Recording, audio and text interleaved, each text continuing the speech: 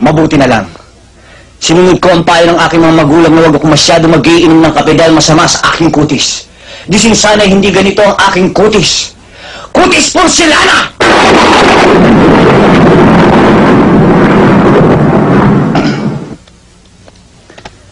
At sa katawan, pag ito ang nakita ni Don Solueta, tiyak mamamatay! Si Richard Gomez sa inggit!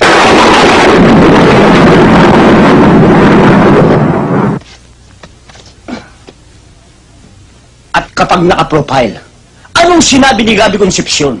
Kaya please lang, huwag kang masyado magdidikit sa babae at baka mapikot ka.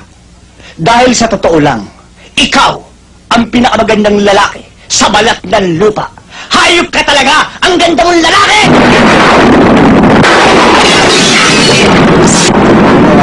Sa mga kasalanan ko, sa mga kasinungalingan ko, nagbibiro lang naman ako eh.